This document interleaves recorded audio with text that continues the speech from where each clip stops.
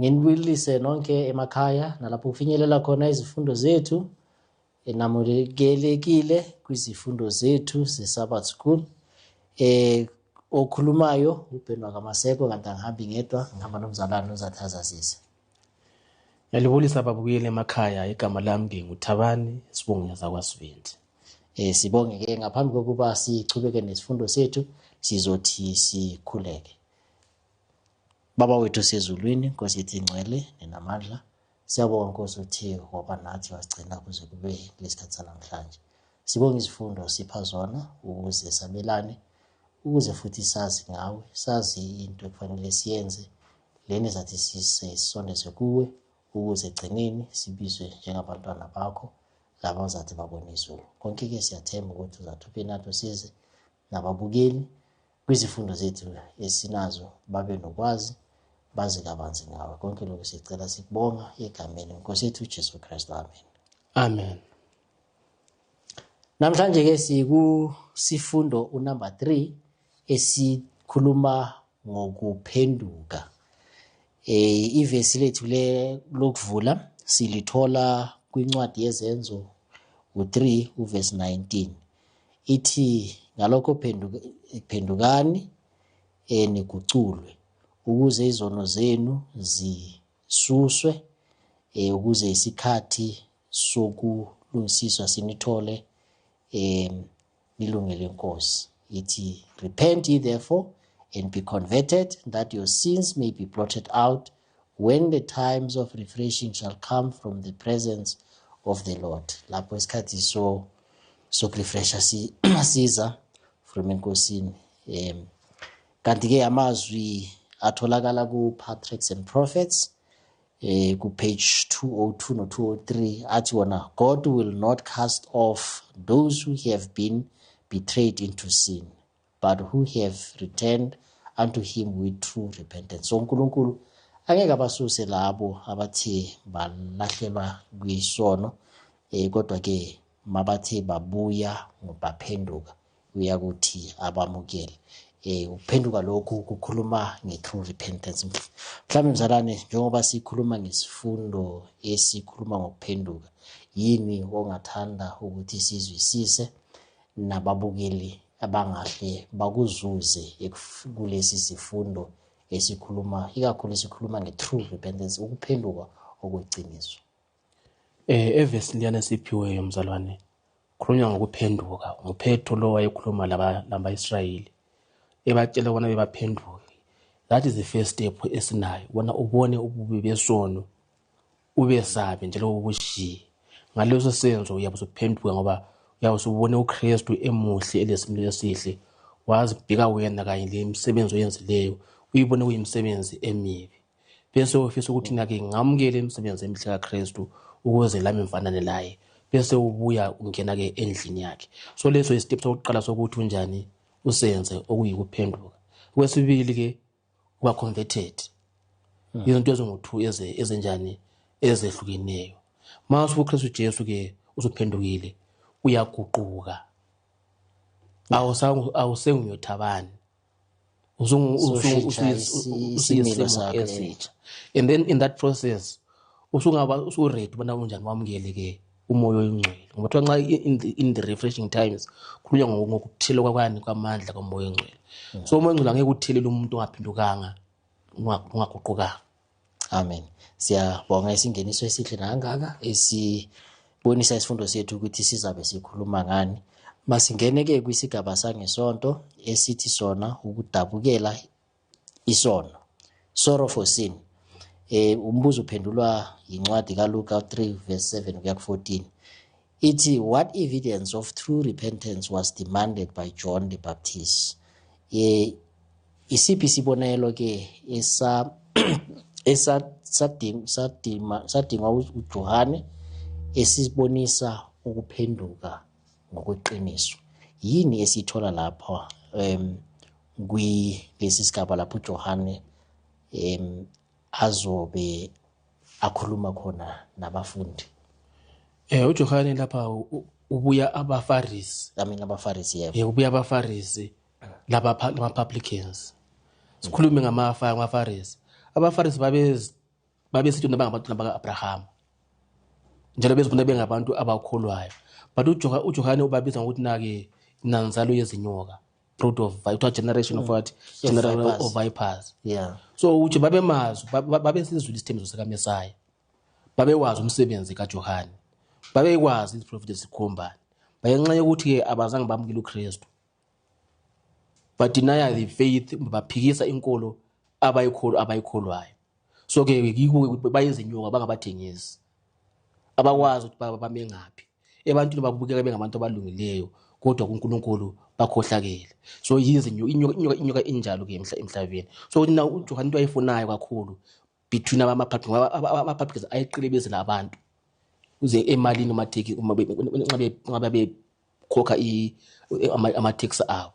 So-ke to these groups ezingu-2 na-ke vezani izithulo zani zokuphenduka. Ngoba liyamazi uKristu, but-ke aliphili ngempilo ehlanzekileyo. Uze lamukele uKristu lingene kulesi sibaya sesevangeli, vezani izithulo zani zokuphenduka. Uthi uJohane lana nzalo yezinyoka ngubani onilungisile na ukuze nibalekele lokhu nibalekele the wrath of God, ulaka lukaNkulunkulu na. And then uthi yena makabatshela futhi uthi yena manibonakalise nilethe izithelo zokuphenduka kweqiniso. So shuthi uJohane bekababonile ukuthi abaningi babaFarisi beza bangaphendukanga ngoba lana beke beze bazobhabhatiswa njengoba bekabhabhatisa. So babona ukuthi ubani oninikeze iwarning na.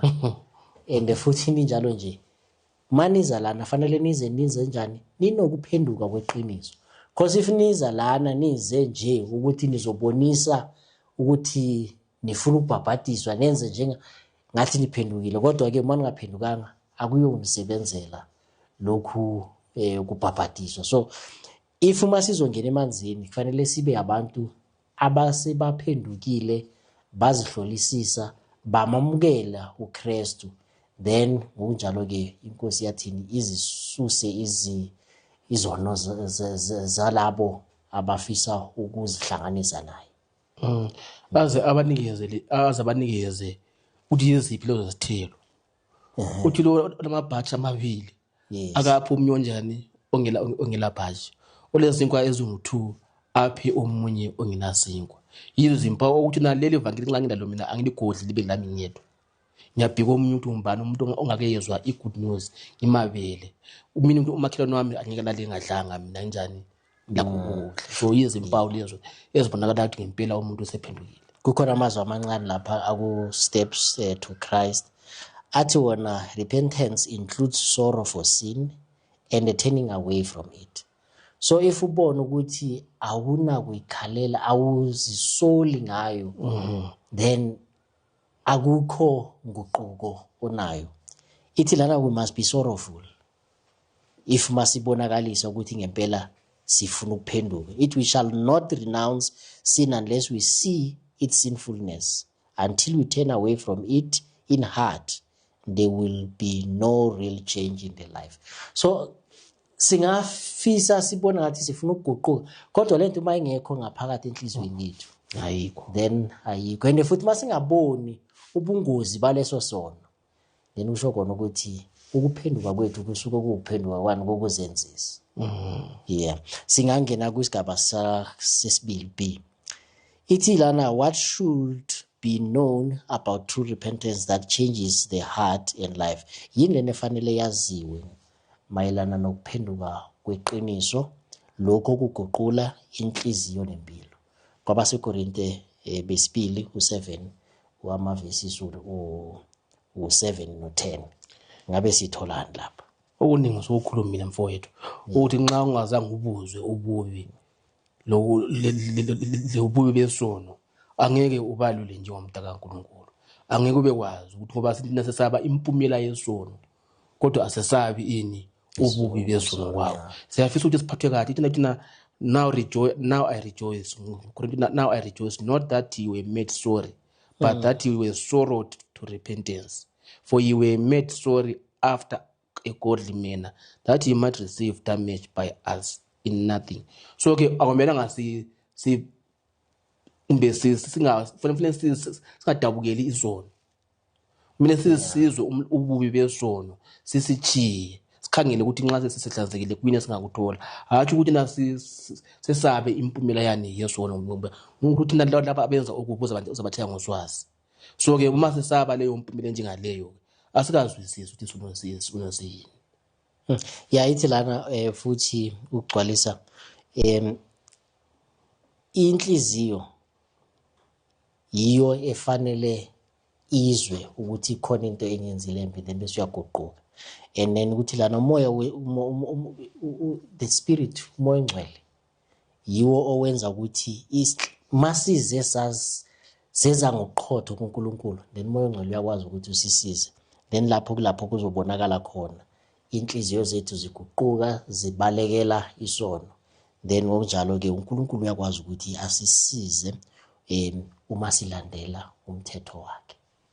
And futhi phana according to Desire of Ages, Yeah. Thomas siqhubeka sisona lanxa sithi kwakhanya sekuvelile kuthiwa silimaza isandla saKristu.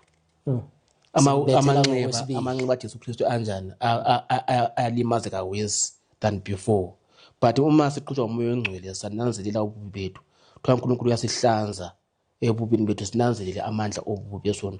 Xa inhliziyo yethu ke isithatheleke umfutho kamoya ongcwele, unembeza wethu uzalungiseka. So into enhle ngathi njengabavusi njengamaKristu kumele sihlawulele unembeza wethu, ngoba nguye osibonisayo ukuthi lapha thabani uzusona, lapha wenza kahle. Amen. Singene kwisigaba sangomsombuluko esithi sona ukuguquka okuqinisekile. Kumbuzo wokuqala uphendula ngamaHubo 51 verse 1 to 4. Ithi yona lana, what was David's plea when he realized the weight of his guilt? Kuthi yisiphi isicelo sikaDavid lapha abona khona ubukhulu besono sakhe noma besiphambeko sakhe. uDavid wenza isono esikhulu lapho eselele lo mkayo Uriya. Xa esebonisiwe ukuba abenzileyo wawuzwa umthwalo wesono awenzileyo.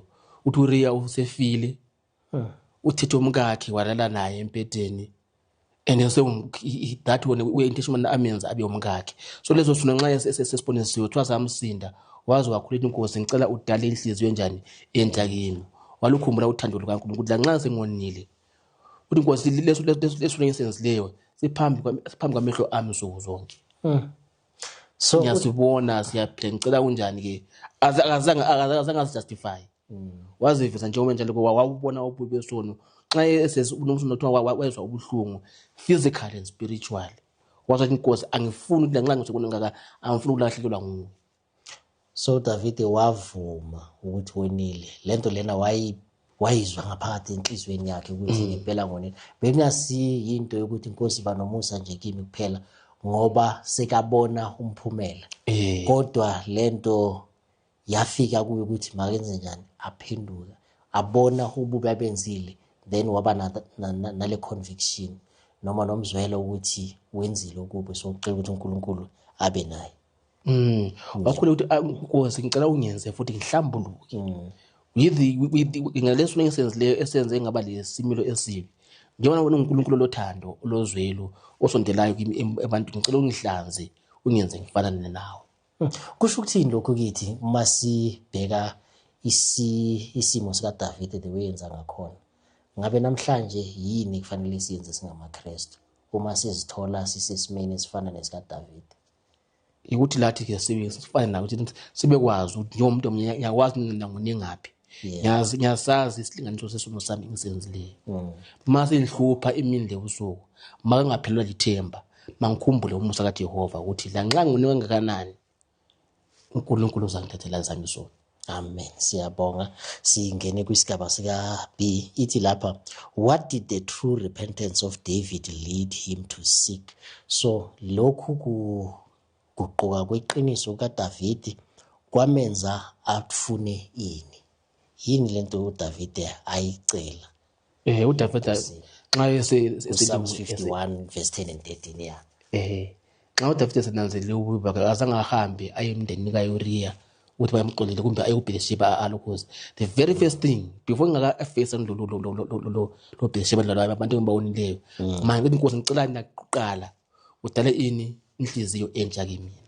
It begins with me, iqala ngami lena. Yeah. Ayiqali ngomunye umuntu. Phose ngahamba ngiqolisa emuntwini omunileyo, ngiphinde njani ngenze into efanayo. Nxa ukuthi inhliziyo yami embi engiholele ukuthi angenze okubi isaphila namanje. So ukuze ngivikeleke koneni inkosi, dala kimi inhliziyo enjani entsha. Uvuselele ini umoya wami oqala. Renew my spirit. So yumkhuleko waDavida oqala awenzayo ukuthi nenkosi angifuni ukusuka phambi kobuso bakho.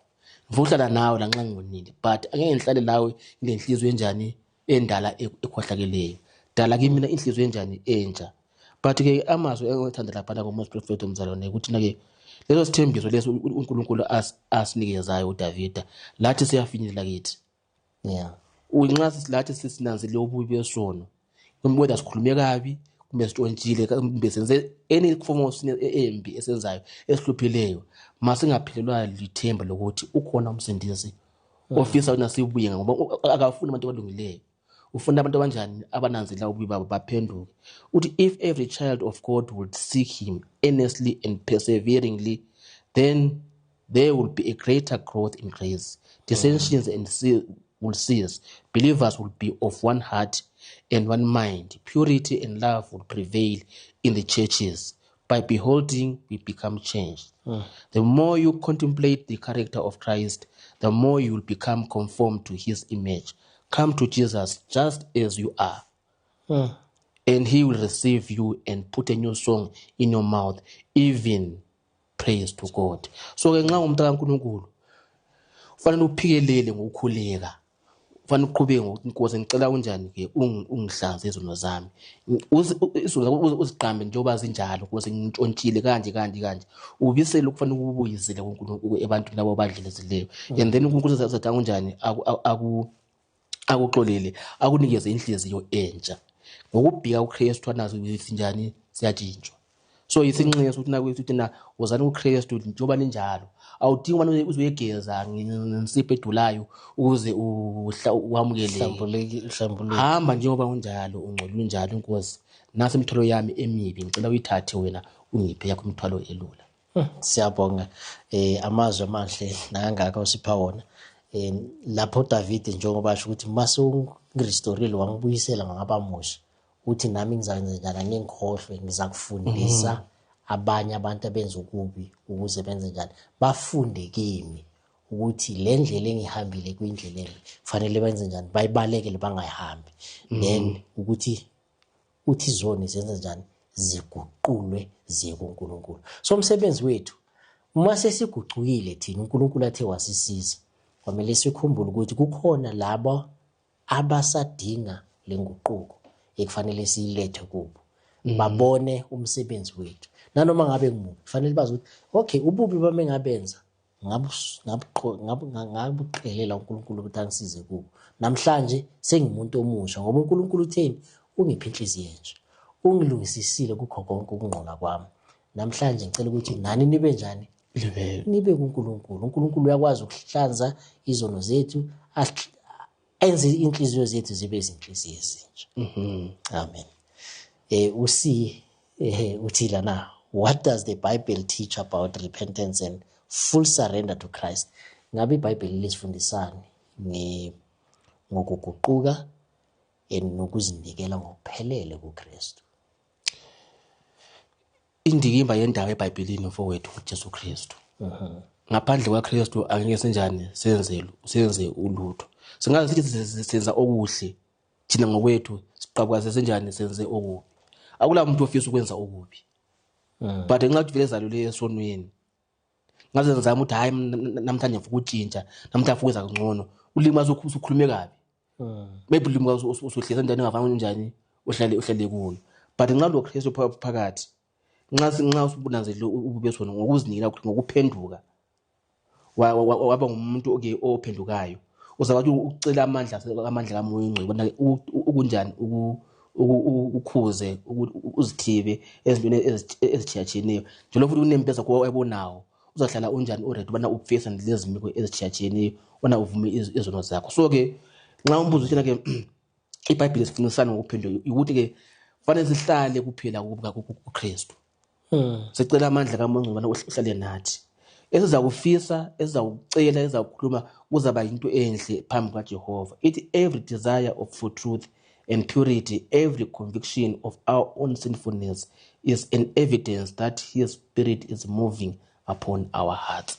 So ke ukuze sibe ngabantu abangawoniyo abantu abaphindwa susuku sonke ukuthi memesihlale lo nkulunkulu kazonke isikhathi uzasibonisa indlela enhle njalo uzasikhuza ke ezintweni ezimbi omele singazenzi. Igama makhuluma ngoKristu kuyo le ncwadi bosofunde kuyo ku-Steps to Christ. Ithi Christ is the source of every right impulse. He is the only one that then can implant the hard enmity against sin. So anything isicabanga if sithi khona into esingayenza asingeke siyenze ngokwethu. uJesu Kristu kuphela okwazi ukubona inhliziyo yethu nongakwazi ukuyivikela ukuthi ingathintwa noma ngabe isiphi isono. So source of every light esinayo yukuJesu Kristu. Singena ku Tuesday. Ku Tuesday ithi yona ukuphenduka kwamanga. Ke sizwe lana ke ngokuphenduka kwamanga ukuthi ngabe sitholani lapha ngoba kuningi ukuphenduka khona ukuphenduka ukuthi uphenduka for isikhashana nje ukuze kudlule lokho kubobhekane nawo. Ngabe sithola lapha ngokuphenduka kwamanga usinikezwe abantu abathathu lana uEsau, uFaro noJudas. Ithi yona what was the nature of the repentance of Esau, Pharaoh and Judas when they realized the consequences of their sin. So lana ithi lana yayinhlobo itheni ukuphenduka kwabo lapha. Masifunda ngoEsau, masifunda ngoFaro, masifunda ngoJudas baphenduka ngoba sekukhona okukhona ukubonakalayo. So lokuphenduka sakubiza ukuthi kuyiphenduka kweqiniso ngwamanga. Yeah. uEsau ukuzathekise ubuzibulo wakhe wenziwa indlala. So nxa sesifuthi sithi but into ngizile njani wrong.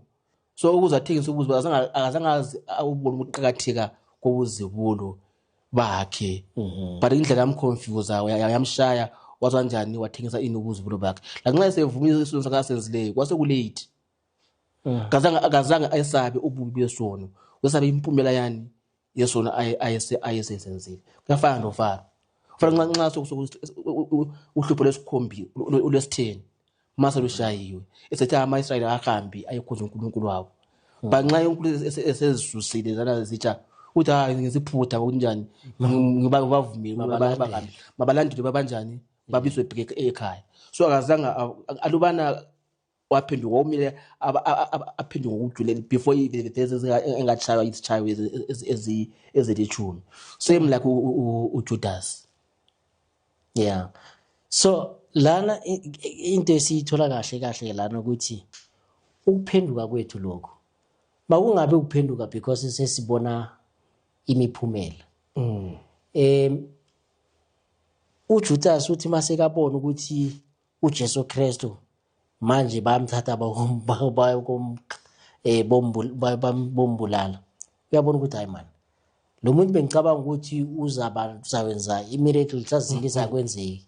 Then sekacala manje ukuzisola uthatha nale mali ebekamthengise ngayo uyisa kubapriest. Abapriest bathi hey asinakwenza lutho thina ngale namali lena. Then uyabona ukuthi manje lokhu akwenzile kubi but ukubeboniswa yini imiphumela yalento athe wayenza. Then egqineni wagcina sekazibulela. So lana siyaxwayiswa ke ukuthi ukuphenduka kwethu makube ukuphenduka kweqiniso ukuthi siyayifila lento esiyenzile ukuthi intembe, not ukuthi ngoba sesiphushwa yimiphumela esibonayo yalezi zinto esizenzile. Yangaze mhlambe ungagcwalisa mhlambe kumoya prophet kancane. But in short ke yeah ukuthi ke nxa uboniswa eqaleni uboniseka. Yeah. How many times uthi nxa etshela uJudas laba ngokufa kwakhe kazange kuzwisise up to the last time nxa umuntu sovali. Because if we reject ukuxwayisa kusemasinyane nxa sokulate ke bengasasizi lutho Uyabusesaba impumela yani yesono senzileyo. Ithi na the seeds of rebellion that he sowed when he rejected the first miracle produced their harvest. Ngufaro lo. From sitha sokuqala sesibili sesithathu kwaze kwafika sesi-10 lokho enjani engafuni nama-Israyeli. Mase ufika sesi-10 la khona futhi akavumi genuinely. Uvuma ngoba zisaba ini ukuthi ulahlekelwa ngabantwana bakhe. So lathi ke nxa sikhuza okokuqala mase vume ukuthi inkosi sonile ungamele amathuba amaningi azafika kufanele ithuba lesi-2 linganjani lingafiki.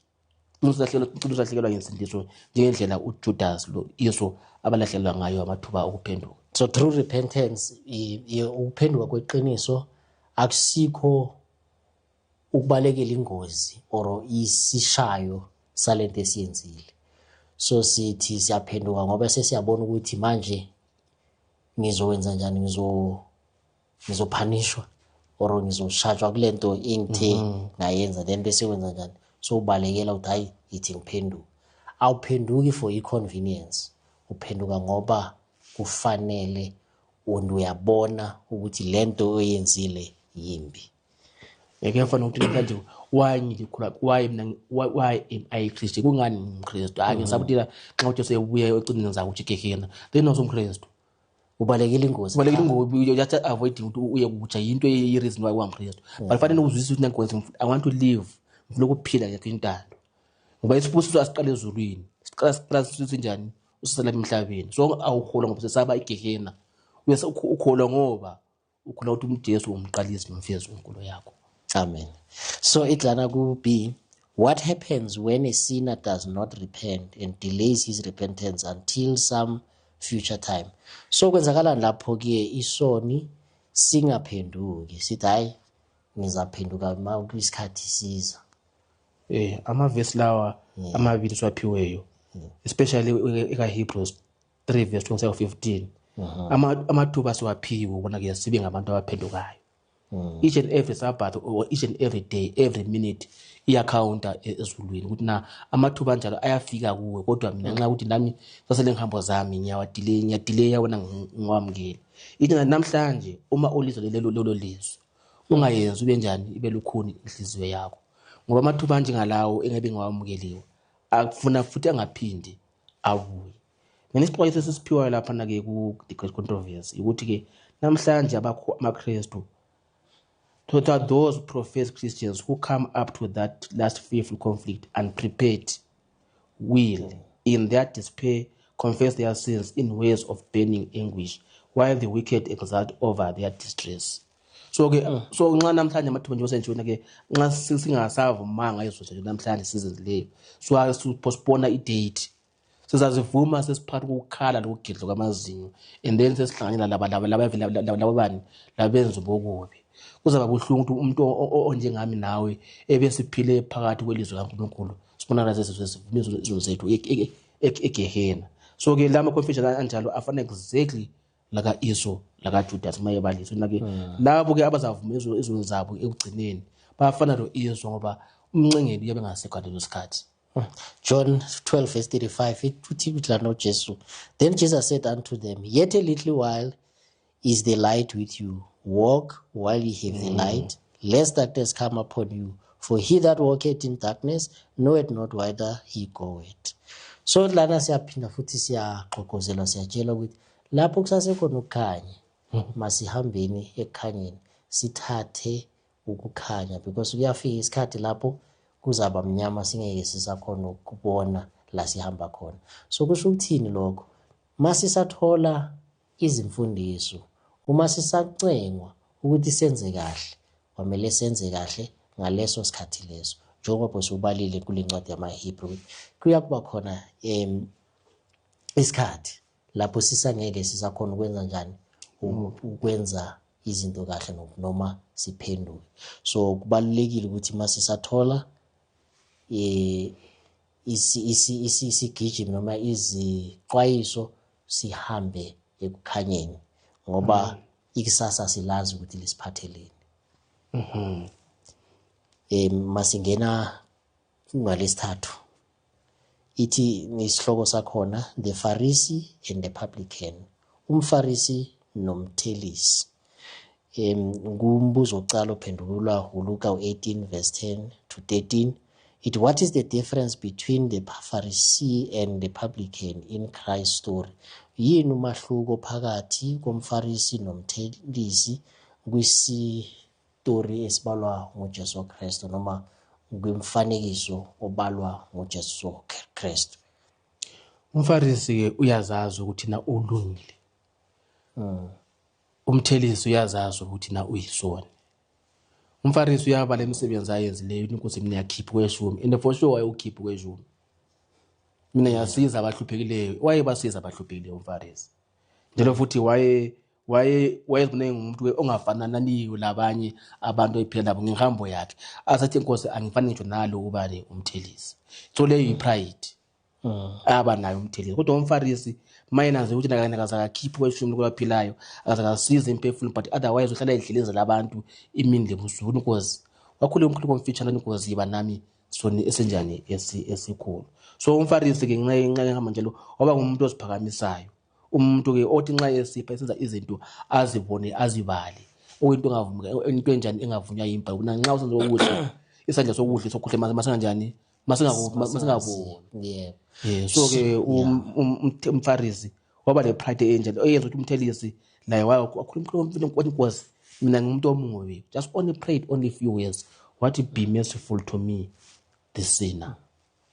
Uthi lapha umbuzo olandelayo ochubekisa le ndaba ukuthi uJesu Kristu wathini, what did Jesus say about the results of the publican's prayer? So uJesu Kristu wathini ke ngomphumelo womthelisi, umkhuleko womthelisi, njengoba bekakhuleka njengomuntu ozithobile, ongaziphakamisi, ongazibonisa ukuthi yena wenza ini. So ongana pride. uJesu ke umuntu lo wahamba endlini yakhe engumuntu othethelelwe isiphambeko zakhe. Njalo futhi ngoba wazehlisa bese ke labo ke abaziphakamisayo bazokwehliswa, kodwa labo abazithobayo bazophakanyiswa. So umfarisi iphutha abanayo ukuthi nawo wazibona ngumuntu olungileyo njalo waba le pride ukuthi yena wenza okuhle. So angomelanga ngeke uhambe uNkulunkulu mina ngizana nothilo engenza kanje no. Ubalisa imisebenzi oyenzileyo. uNkulunkulu uyayazi imisebenzi yakho wena. So you don't have to repeat itself to him. So umthelisi yena wathi inkosi iba nami uthiwa ahambe endlini engumuntu obusekileyo. So thina nanje abavuseleli nxa siphuma enkonzweni sibe sibusekile yini? Every Sabbath to come to church sokhonza must be emakhaya ethu kama sibusekile yini umbe samasiculi pride le esibuye nayo ezindlini zethu. Ithi lana ku Steps to Christ, the Pharisee's boastful self-righteous prayer showed that his heart was closed against the influence of the Holy Spirit. Because of his distance from God, he had no sense of his own defilement. In contrast with the perfection of the divine holiness, he felt no need and he received nothing. So kulo mkhuleko lona njengoba azibooster azitshela yena ukuthi ukhiphe kweshumi, unikela, wenza yonke into ngendlela azibona alunge ngayo. Thiwa lana konke lokho akumenzelanga lutho, because yena uzibone alungile. Self-righteousness lena ebekanayo yiyo into esikhuzwa kuyo ukuthi masingabi njengalo mfarisi, kodwa ke masize sizithobe phambi kukaNkulunkulu. Amen. Gusi, in telling the story, what destructive attitude was Jesus seeking to correct? So ngoba uJesu Kristu bekhuluma ngemifanekiso, khona into ebekafuna ukuba bonisa yona ikakhulu abaFarisi namaJuda. Yini lento lena uJesu Kristu bekathanda ukubabonisa yona ngendlela baziphatha ngakhona? Ukuthi bangazi comparison nabanye abantu. Nje umfarisi wazi-comparison nabanye abantu utshela ukuthi ulungile akafani nabanye abantu. But the very person okhulumisana naye ungumuntu owonayo. Abantu bababheke kubani kuNkulunkulu. Okwesibili ukuthi ke ngevesi lana ku-Proverbs 16 verse 18, pride goeth before destruction and then a haughty spirit before fall. So ke uba le pride wakho ngaba le pride for maybe for 2 years or 3 years, but a day will come lapho uNkulunkulu azanjani azakwehlisa khona. So ke uthi Yesu into ayenza ngona asifundile nayo masibe kwathi yonke imisebenzi esiyenzayo emihle le semebhesi ngayibala asiyenzanga ukuthi nazi sibahle siyenze ngokuthi nase njani sibheke kuye thina kulanto enhle esiyenzayo ngokudala kodwa ngokwamukela uKristu langokuphendwa kwethu yonke imisebenzi esiyenzayo nxa silomoya ongcwele iba yimoya emihle evela kuKristu hathi kithina so kuthiwa inkolo kaMfarisi ayila mandla ngoba ayiphenduli andithi our mission ukuthi nayo impilo esiyiphilayo ibe intshumayelo ibise abantu ngaphi enkonzweni so impilo kaMfarisi lana ayiphenduli bantu ngoba ule pride uthi abaFarisi athi bona yiba abacebileyo yiba abakholwa kakhulu pho mina ngingubani mina otherwise iphusha abantu kachana lenkulu kaKristu so ke ayifani noNkulunkulu ngesimilo inhliziyo yakhe ayilamusa ayinathando usuthisekile nje ukuthi hayi mina ngizokungikholwa ngiright abantu bami ngiright asonkolo le uNkulunkulu ayifuna ukuthi nafanele sizidele impilo zethu zibe yintshumayelo eziyamukela izihambi emakhaya ethu kumbe ebandleni lethu so kulo muntu ozethemba yena njengomFarisi kuthiwa uba lomoya ukuthi ahlulile abanye abantu kumbe ayeyise despise others yes azibone ni right wedlula enakazi ukubona ukuthi uyisona inu right so yena ubheka njalo nje abanye abantu ababheka ukuthi lona wenza lokhu yazi abafani nami so usifanisa yena so yena uyi-self righteous person exactly ile nto lena kuthiwa lana iyafana nalento yawisa uSathane ngoba bekazibona yena alungile ukuthi wonke umuntu owenza izinto nje wenza izinto ezinjani eziphambukile kodwa yena uye olungile so ukuthi lokho ugqina kuba uye ahlulela abanye abazalwane ngoba uzibona yena ilungile so kuyispirit esimbi esingafunakali ngithi abazalwane and most of the time nxa if whether is a meeting or the church usala ile final say usala ngoba yena unguye onjani ohlakaniphile kudlula abanye abantu nxa yena kulilizwe nxa lakhe ilizwe lingathathwanga kumbe kazange liphilizwe lathukuthela omangazayo because there's indali zabona uNkulunkulu uzalenzani just because abantu ba reject umbono wakhe so ke uthi nawo abantu banjalo abathi other men quote other men he condemns as transgression of God's law thus he is making manifest the spirit of Satan the accuser of the brethren with this spirit it is impossible for him to enter into communion with God as long as asibike esimini sokuthi niphake emodlela abanye abantu uSathane uzakusebenzisa uze ulimaze imphefumulo esondelene lawo amen siyabonga masingene kwisigaba sethu sokugcina esanga lesithathu esithi sona ningazenzi lukhuni izinhliziyo zenu ngumbuzo wokuqala ukuthi yona what is the danger in ignoring conviction or delaying to respond ingozi kuphi lana yokungamukeli nokuthi futhi sibe nezaba yokuthi siphendule lapho kufanele siphendule khona mhlambe kuyifunda ngesizulana ithi iyiphi ingozi yokunganaki ukuvuma noma ukulibazisa ukuphendula na ukuthi amathuba ayadlula once udelay umphuza ukwamukela isixwayiso ngokukhuzwa tomorrow is not promised usoza lahlela nje into encane ithi napha ke umuntu lona owayeyisicebi owatshala wathola isivuno esikhulu owehlula inkosi njoba ngilima ngaka izolo mina zasifaka ngapi wathi hayi ngizofaka inzoka igrela enkulu e1 ngizafaka phansi sonke isivuno sami bona lobo busuku nxa iplanselayo kwathiwa ke ithi ke thou fool this night thy soul shall be required of thee namhlanje umphefumulo kuza njani uzathatha ufuna ke azange nakele izihambi azange nakele abahluphekileyo yonke into wayebuthi yathi ingeyakhe so lathi ingozi esinayo ukuthi ke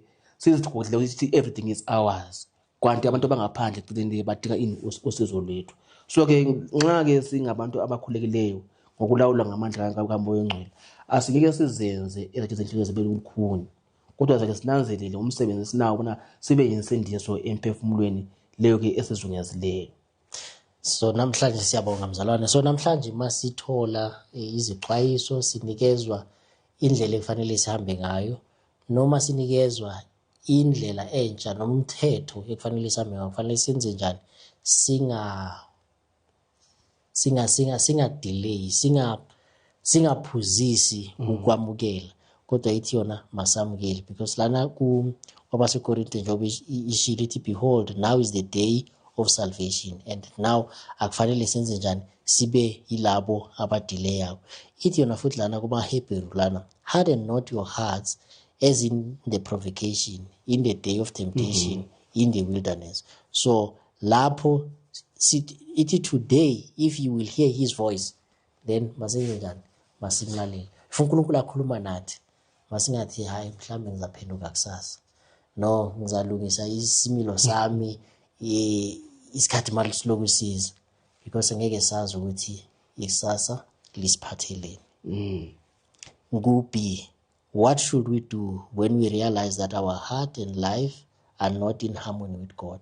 Kwamele senze njani lapho sibona ukuthi inhliziyo yethu nempilo yethu ayihlangene noNkulunkulu? uDavid lapha ucela ukuthi uNkulunkulu ke amncedise bona ke ahlole inhliziyo yakhe, abone ngabe imicabango yakhe anayo iyahambelana loNkulunkulu yini, ukuze ke imholele ngaphi empilweni engunaphakade. So besinda ke ecela inkosi, hayi, create in me a new heart, give me inhliziyo ehlambulukileyo, uvuselele ini umoya wami. So ke masithi lathi njengabantu baNkulunkulu ke, I know ukuthi lami nje banginje lo khambe kabi phambi kwaNkulunkulu. Mangivula uNkulunkulu ukuthi ahlole yami inhliziyo, nxa sengibonisile ububi bami, ngiphenduke there and there, ingadile nje wasekushilo, ngingaphuzi kunjani ukuphenduka. But into enkosi, in that moment, njengoba sengibonile ububi bami engibenzileyo, buyangihlupha imini lebusuku, ngicela udale ini inhliziyo entsha kimina, uvuselele umoya wami. So ke isithembiso esinaso ukuthi nxa sonile kangakanani uJesu ngobungcwele uzathi asihlanze. Ngicela ngagama lawo athi lake lana ku step scripture, we have been great sinners, but Christ died that we might be forgiven. The merits of his sacrifice are sufficient to present to the Father in our behalf. Those whom he has forgiven most will love him most and will stand nearest to his throne to praise him for his great love and infinite sacrifice. It is when we most fully comprehend the love of God that we best realize the sinfulness of sin.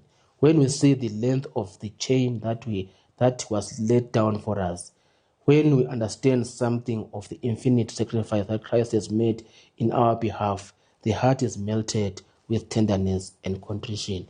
So ngamafitshane ke isiphambano saseCalvary yiso esathi silimo sinanzele uhluphe uKristu akwenzayo in our behalf.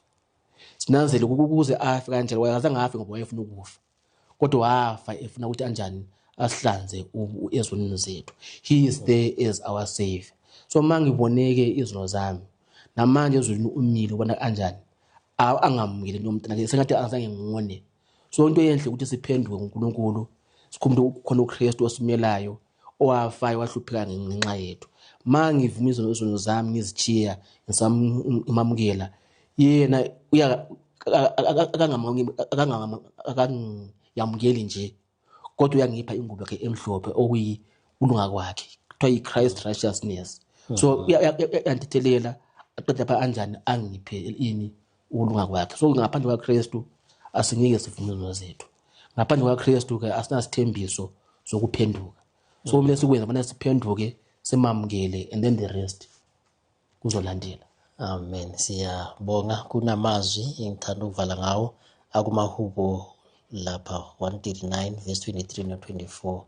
Ithi ngihlole Nkosi njengoba wazi inhliziyo yami, ngizame ungihlole imicabango yami, and bona if akukho nto embi kimi, and ungise endleleni yokuphila kunaphakade. So amazwi esivala ngayo sithanda ukuthi inkosi ngathi ngaba nathi, it search me, O God, and know my heart today. So ngathi ke inkosi ngaba nathi size isipha amandla ukuthi siphenduke kukho konke okubi, senze intando nokulunga kwaNkulunkulu, ukuthi eqineni sizokwazi ukubizwa njengabantwana bakaKristu sithabathwe siye naye ezulwini. Amen. Amen.